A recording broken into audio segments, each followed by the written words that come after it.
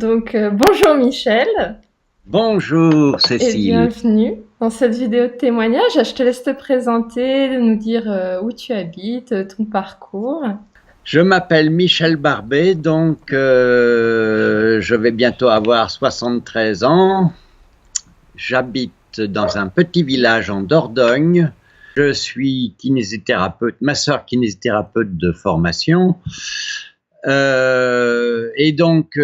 ma compagne a été opérée, j'ai voulu l'aider. Donc, j'ai préparé des synergies avec de l'huile d'arnica, une dilution dans l'huile d'arnica, de Golteri, d'hélicryse, d'eucalyptus citronné. Et puis ça a pas mal marché. Et donc, l'hématome a diminué très rapidement.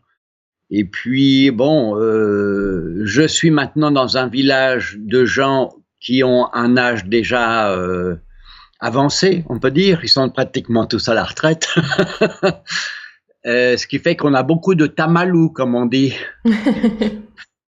Et donc, j'ai commencé à vouloir aider des gens ou à leur conseiller des huiles essentielles. Et puis, je me suis aperçu qu'il y avait quand même quelques difficultés, des irritations que je n'avais pas imaginées. Donc, ça m'a demandé une certaine réflexion en me disant, bon, je peux pas continuer comme ça, il faut que je me forme. Et puis, comme on est quand même dans une zone un peu désertique chez nous, en France. C'est ça, pas facile de trouver une formation. Voilà, donc je me suis dit, je ne me suis pas dit ça immédiatement, j'ai téléchargé ton e-book sur Amazon, Maîtriser le pouvoir des huiles essentielles, et puis le ton que tu adoptes à propos de la maîtrise, de devenir maître, etc., ça m'a beaucoup plu. Et le reste aussi, hein, il faut dire. Mais le ton à la fois enjoué, mais en même temps, on se prend pas la tête, quoi. Il faut quand même rester à nos places et c'est bien là où on est le mieux. Donc, ça m'a incité à faire le défi 21 jours. Tout à fait. J'allais te le dire, je me rappelle que tu as participé au défi en octobre. Oui. Ouais, voilà. Et dans la foulée, eh ben, je me suis inscrit à la formation parce que c'est une nouvelle corde à mon arc, je pourrais dire, parce que bon, c'est vrai que quand on a une formation paramédicale au départ, c'est vrai que je suis passionné par c'est quoi guérir, mais on guérit personne. C'est la personne qui accepte d'entrer dans la résonance proposée. Ça peut être un massage, ça peut être verbal, ça peut être, mais les huiles essentielles, ça va toucher à la fois le corps, l'esprit, ça touche à tous les corps, on pourrait dire. Donc c'est ça qui m'intéresse, parce qu'on peut l'employer en énergétique, parce que si les gens distordent une énergie qui est formidable au départ, ils peuvent en faire des catastrophes.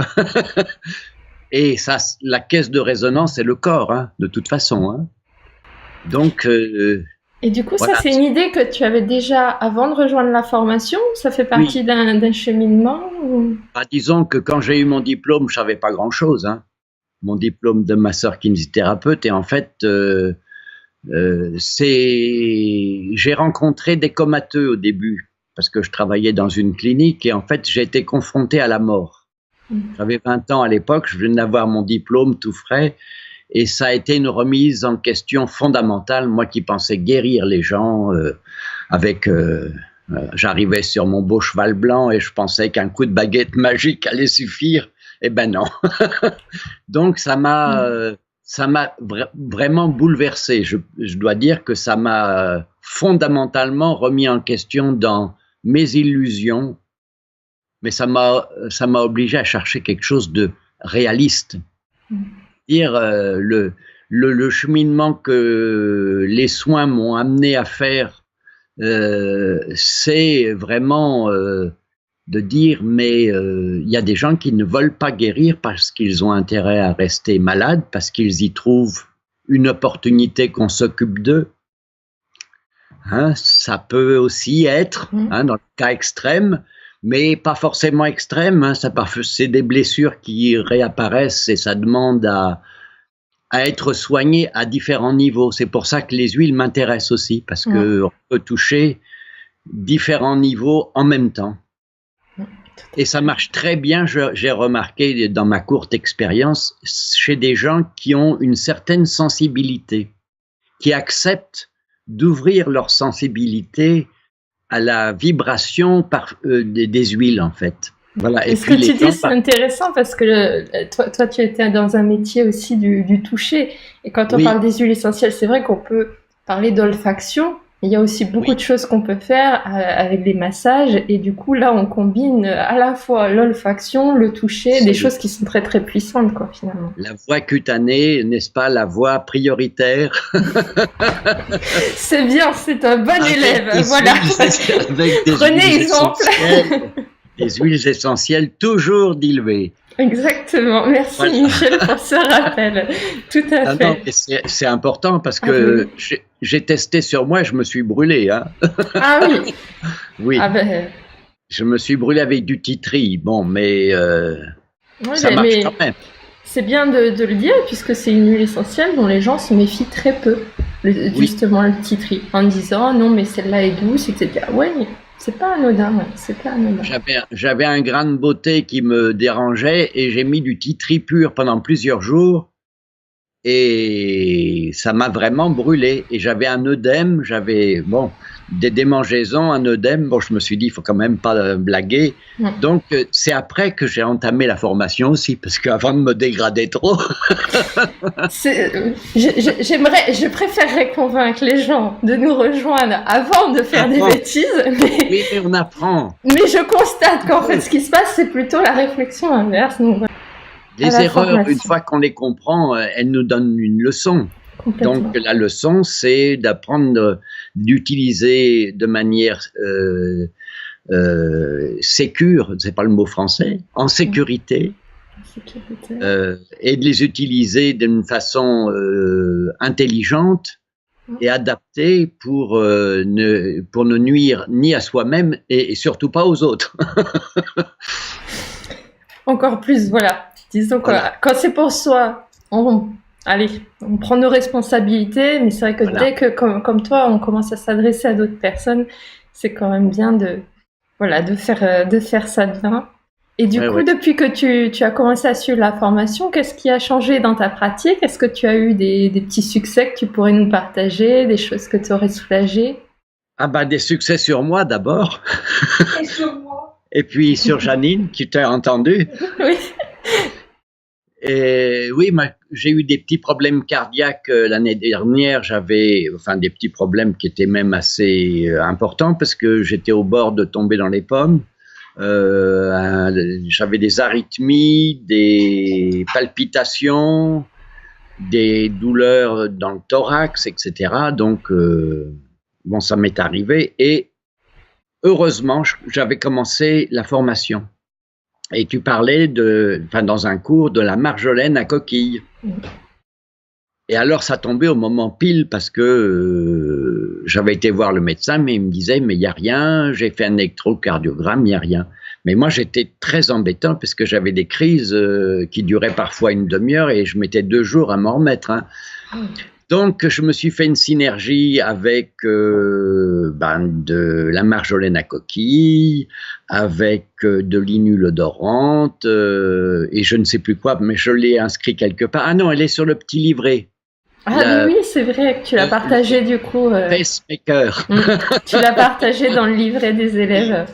Donc, 3 semaines après, je n'ai plus rien depuis. En 3 semaines, le problème a été résolu. Problème réglé. Plus besoin de... Problème réglé, je n'ai plus aucun problème. Bon, ça a touché aussi une certaine anxiété. C'est vrai que la marjolaine à coquille a touché au niveau émotionnel sur des zones... C'est pour ça que pour moi, ce qui m'intéresse beaucoup dans ton approche aussi, dans l'approche de la formation, c'est à la fois le côté physique et le côté énergétique. Et Alors qu'on aborde de façon assez superficielle. Hein. Pour l'instant, c'est plus axé sur le physique. Certes, mais quand même, en fouillant un peu, en laissant, en testant les huiles en olfaction, j'ai fait des tests d'ailleurs avec Janine, on a fait des tests croisés sur différentes, par exemple, lavandes qui venaient de différents fournisseurs. Et puis, on a comparé nos résultats et nos sensations et le voyage que ça nous faisait faire émotionnellement, dans le ressenti, qu'est-ce que ça évoquait, etc. Bonjour. Bonjour. Bon, alors je teste avec lui. Dans les petits succès, on a une amie qui avait aussi des palpitations dans le village. Donc, la connaissant un peu, j'avais déjà cerné un peu un profil psychologique et donc je lui ai fait une petite synergie et en 3 jours, ses problèmes de palpitation ont disparu. 3 jours, c'est rapide, hein. C'est un bon résultat. Et pourtant, c'était pas de la bombe, hein. J'avais dilué. Hein. Donc bien ciblé, quoi. Ça avait tapé juste. Mais comme c'est une personne sensible, donc je suppose qu'elle a dû laisser les portes ouvertes. Enfin, c'est ce que m'apporte la formation. Hein. Tout ça, c'est le résultat aussi de la formation. Parce que je m'aperçois qu'on peut vraiment, non pas jouer, mais c'est comme un parfumeur qui essaierait de jouer avec son jeu d'orgue parfumé là, pour créer quelque chose de très personnalisé. Je suis sûr qu'il y a des choses qui sont adaptées pour quelqu'un et qui sont inadaptées pour le même symptôme pour une autre personne. C'est amusant que tu dises ça parce que justement, tu en es actuellement au module 6 et tu as déjà très, très bien avancé et on finit en fait la formation par justement cette notion de parfum. C'est un petit peu la touche finale en fait finalement qu'on peut donner au-delà justement de cette approche physique, psychologique, énergétique. C'est ce côté vraiment très, très fin, voilà. Oui. Tu as déjà pris cette petite avance finalement. Nos problèmes, nos maladies, nos tracas, nos soucis, nos émotions ou nos croyances limitantes, tout ça, ce sont des accords, hein, comme sur un instrument à cordes. Il suffit juste de réaccorder avec la fragrance qui convient, quoi, qui va permettre de réaccorder quelque chose si la personne le veut bien.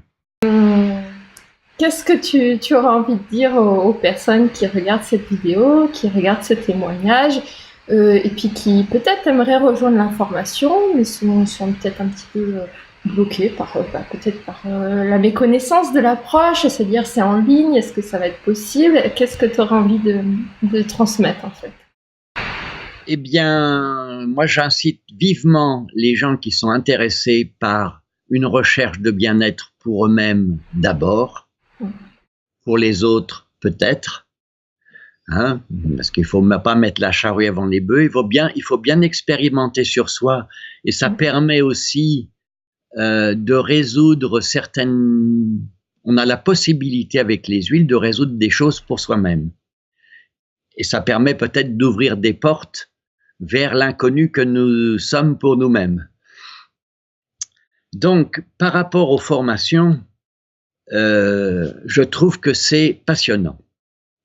On aborde un univers qui nous est proche, c'est-à-dire la nature, les plantes, la distillation faite par des gens compétents, de préférence, et des gens qui ont une éthique. Donc, c'est toute une chaîne. C'est comme si on se remettait en symbiose ou en communion avec notre mère, la nature, parce que nous ne sommes pas en dehors de la nature. Et le corps reconnaît ce qui a une signature issue de la nature. C'est comme l'homéopathie, si on a besoin de 10 CH, si on prend 9, ça ne marche pas bien, et si on prend 12, ça ne marche pas non plus. Donc, c'est intéressant de retrouver une vibration de la nature parce que nous avons beau avoir des cerveaux bien développés, trop développés parfois, on a oublié que nos racines, c'est quand même la nature. Donc, si des gens aiment se reconnecter avec toutes ces plantes qui sont autour de nous et qui sont des guérisseuses potentielles, vénéneuses pour certaines, mais bon, on n'est pas obligé d'en prendre. Donc, j'encourage vivement, moi, tout le monde à faire une formation parce que on aborde un univers auquel nous sommes tous sensibles, c'est-à-dire le parfum. Et le parfum, mais en même temps, de contacter aussi le pouvoir guérissant des plantes. Quand elles sont bien utilisées et quand elles sont distillées, ça multiplie évidemment l'efficacité par un facteur de X, hein, parce que je ne peux pas dire, même si on dilue les huiles. Donc, pour utiliser les huiles de manière cohérente, la plus consciencieuse possible, la plus efficace possible, sans créer de désordre supplémentaire au désordre déjà existant, je pense que c'est indispensable de faire une formation. Et c'est vrai que si les gens veulent télécharger l'e-book Maîtriser le pouvoir des huiles essentielles, qu'ils lisent les premières pages et tout de suite ils vont voir à qui ils s'adressent, c'est-à-dire à toi qui est la formatrice, et ils vont découvrir un peu, moi c'est ce que j'ai senti à travers les lignes, ce tempérament à la fois enjoué, mais en même temps très, très sérieux aussi, dans la transmission de l'essentiel à savoir. Je dis de l'essentiel et même des détails. Mais c'est une formation qui est structurée. C'est vrai que je ne pensais pas, c'est la première formation en ligne que je fais, je ne pensais pas trouver ce niveau. D'accord. Bon, parce que de plus en plus, il y a des propositions de vidéos de conférences, de machins, mais je pense qu'il y a un surcroît d'informations qui est trop. Disons qu'avec la formation et le rythme de travail que ça demande, parce qu'il faut prendre du temps, hein, il faut bien prendre, quand tu dis la vidéo c'est 2 heures par semaine, pour moi, bon, peut-être avec l'âge, mes facultés de mémorisation sont moins grandes, mais si on veut faire ça sérieusement, il faut prendre le temps, parce qu'il y a une somme d'informations colossale. Bon, j'en suis qu'à la moitié de la formation, juste après la moitié, mais quand je vois la somme d'informations, parce que j'imprime tous les PDF, ah oui, de manière à faire des classeurs. Un book. Ah, j'ai déjà 6 classeurs qui sont pleins, parce que je prends aussi les articles sur les plantes, que tu détailles dans chaque cours, et en fait, ça me permet d'y revenir en disant, mais là, j'ai oublié quelque chose, et puis je retravaille aussi beaucoup sur les familles biochimiques. Donc, les quiz m'ont pointé ça du doigt sur les 5 que j'ai fait. Sur 3, c'est ce qui est ressorti, c'est ce qui m'est apparu. Je me suis dit, mais il faut que tu bosses, et il faut que tu le mémorises. Et je ne sais pas comment je vais faire, mais... Donc, cette formation, c'est une formation à la fois chaleureuse et rigoureuse. Et ça demande un investissement personnel, c'est vrai, de quelques heures par semaine.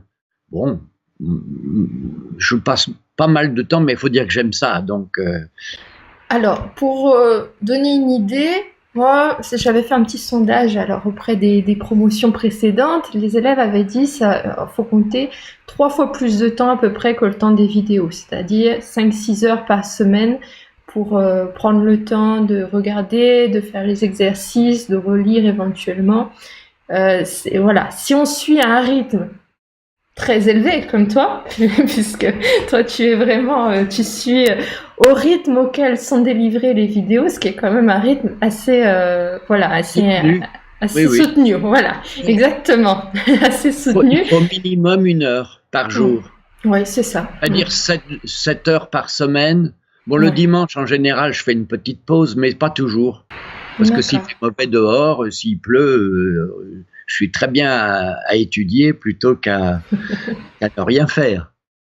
Et donc, 6 heures par semaine, c'est, à mon avis, le minimum. Ouais. Mais je vois que quand je relis des cours, ah tiens, ça, j'avais pas remarqué. Ouais. Ou quand je réécoute une vidéo, ah ça, tiens, j'avais pas noté ça, ça m'a pas frappé au début. Et tout est important. Parce que quand je me souviens des premiers cours sur les bases, sur la distillation, sur les conseils que tu donnes, et en contactant certains fournisseurs qui disent « Ah mais la récolte de cette année, il a plu au moment de la récolte, la qualité de l'huile s'en ressent. » Tout ça, c'est des détails que je ne connaissais pas avant d'avoir débuté la formation.